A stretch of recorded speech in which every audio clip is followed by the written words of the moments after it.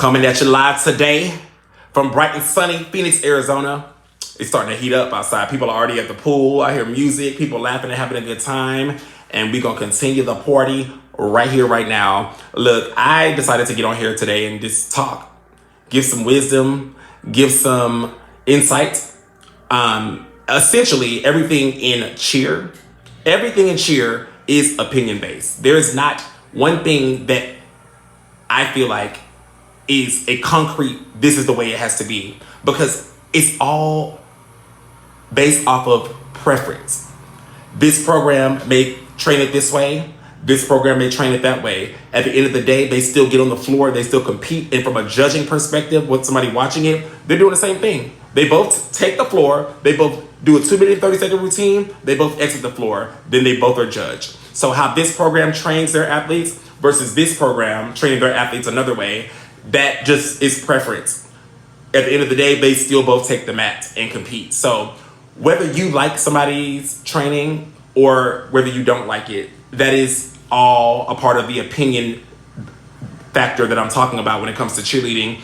And it comes down to everything. The makeup, the uniforms, the music, the choreography, the scores, the whatever you may want to pick. It's all opinion based. It is opinion based, period. So one opinion isn't greater than the next. You know, I feel like everybody's opinion matters, but at the end of the day, don't get too worked up about it because it's all an opinion based and it's all based off of preference. With that being said, make sure you are getting your opinions. Make sure you're getting your wisdom and your insight from someone who has actually done it. You know what I'm saying? I'm just keeping it real. That's like me asking the dentist how to do an open heart surgery. I mean, y'all might have learned some of the same definitions in school and y'all might have taken some of the same classes, but that's not in your that's not in your area of expertise. Like, it doesn't matter what you think. I need to know if you've done it. If you've done it. We can all think what we want to think, but have you done it? Have you actually coached a team to do this and have seen them execute it? Well, then, you know, that needs to be taken into consideration when you're getting your insight, especially from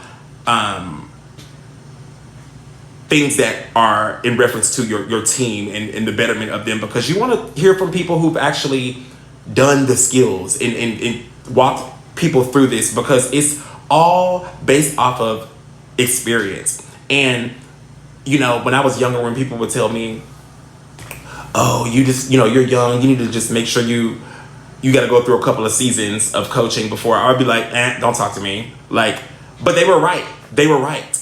I did have to go through a couple of seasons of coaching to learn how to maneuver and operate through situations. Like, I've been coaching for a long time. So like, what used to make me so upset when I would start coaching, a couple years in, I would just be like, I'm not even gonna yell. I already know how to deal with this situation. I already have worked through this puzzle piece. I've already have connected the dots to this, so I just know how to assess the problem. It's all problem solving. Problem solving and opinions. Cheerleading. Problem solving and opinions.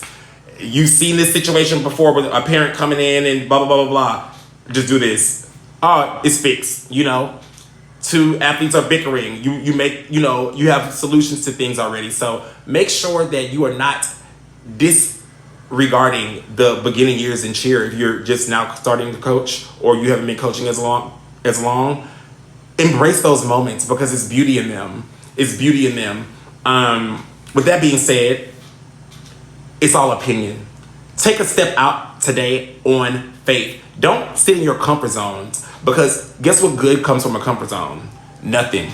Everything great I have obtained from this particular sport has come from me taking a risk, me getting up and saying, I need more, I want more, let's try it, I'm gonna do it. Oh well, let's go for it. For me even moving across the country to go coach in California was a complete just faith move.